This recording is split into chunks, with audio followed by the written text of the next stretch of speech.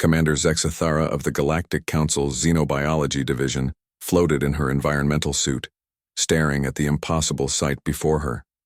Where once there had been empty void between the twin stars of the Kepler 442 system, now stretched a gleaming metropolis of interconnected habitats, orbital rings, and vast solar collectors that danced like metallic auroras in the stellar winds. "Impossible," she whispered into her comm, her four eyes blinking in sequence as her mind struggled to process what her instruments confirmed. "The humans have been here less than 50 standard cycles." Her aide, a nervous Quillan named Brent Ock, checked his readings for the third time. "Commander, the energy signatures are astronomical. They're harvesting both stars simultaneously and channeling the power through quantum conduits spanning 0.7 astronomical units." Zexathara had been studying humanity since their first stumbling steps into the galactic community. Like most species, the Council had initially dismissed them as another promising but ultimately limited race. Humans were fragile, requiring specific atmospheric conditions, a narrow temperature range, and constant protection from radiation. Their homeworld was a tiny blue marble in an unremarkable system, and their early space efforts had been laughably primitive. The Council's xenobiologists had filed their official assessment. Species shows potential for limited orbital development. Recommend observation Tier 7. Unlikely to achieve significant interstellar presence due to biological constraints. That assessment was now floating in the void like space debris. "Commander," Brentock's voice carried a tremor of awe. "We're receiving a transmission." The holographic display shimmered to life, revealing a human woman with graying hair and laugh lines around her eyes. She wore a simple jumpsuit marked with symbols Zexathara didn't recognize, and behind her, a vast viewport revealed the bustling activity of what appeared to be a major spaceport. "Welcome to Haven Station," the human said, her voice carrying the easy confidence of someone completely at home in an environment that should have killed her species. "I'm Director Sarah Chen. I understand you're from the Galactic Council. We've been expecting you." Zexathara found her voice. "Director Chen, this facility, how is this possible? Our records indicate humans cannot survive in hard vacuum for more than minutes." Chen laughed, a sound that somehow carried warmth even through the cold transmission. "Oh, we can't, that's why we don't try to. May I invite you aboard? I think you'll find our approach unconventional." An hour later, Zexathara found herself walking through corridors that defied every assumption she'd held about human limitations. The station wasn't just habitable, it was thriving. Parks with real Earth trees grew under simulated sunlight.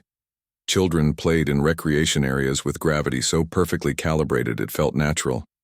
The air itself seemed alive with possibility. "The key," Chen explained as they walked, "was realizing we didn't need to become something we weren't. Every other species we met seemed to think that conquering space meant adapting their biology to hostile environments. Genetic modification, cybernetic enhancement, chemical dependency, all trying to change themselves to fit the void." They paused at an observation deck where hundreds of humans in EVA suits worked on expanding a new habitat ring. "We took the opposite approach. Instead of changing ourselves to fit space, we changed space to fit us." Zexathara watched the construction crews with fascination. "But the scale, the engineering required." "Started small," Chen said. "One habitat, then two. Then we figured out how to link them, share resources, create redundancy. Humans have always been good at making hostile places livable. We did it in deserts, on frozen continents under the ocean. Space was just the next frontier." They continued the tour, and with each new section, Zexathara's understanding of human capability expanded. Vast hydroponic farms fed millions.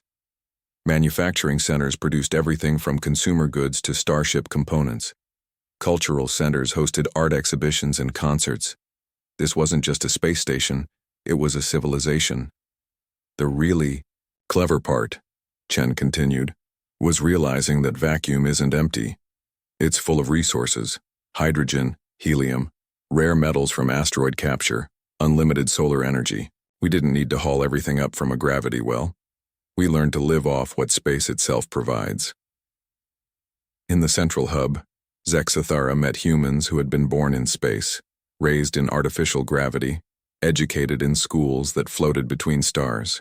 They were still recognizably human, no genetic modifications, no cybernetic implants, but they moved through their three-dimensional environment with a grace that planet-bound species couldn't match. "How many live here?" Zexathara asked, though she suspected she wouldn't like the answer. "In the Kepler 442 system? About 12 million spread across 47 major habitats and 300 smaller installations. But this is just one of our void cities. We have similar developments in 17 other systems now." The number hit Zexathara like a meteor strike. In 50 standard cycles, humanity had gone from a single planet to multiple interstellar civilizations, each hosting populations larger than many council member worlds. "Your people believed we couldn't survive the void," Chen said quietly, looking out at the stars. "But survival was never the goal. Survival is just the first step. We didn't come out here to barely hang on. We came to build something magnificent."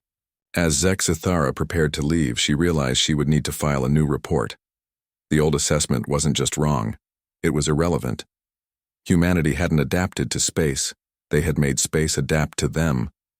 They had turned the hostile void into home, not by becoming less human, but by being more human than anyone had imagined possible. Watching the lights of Haven Station recede as her ship pulled away, Zexathara understood that the galaxy would never be the same. The void between stars was no longer empty. It was humanity's neighborhood, and they were just getting started.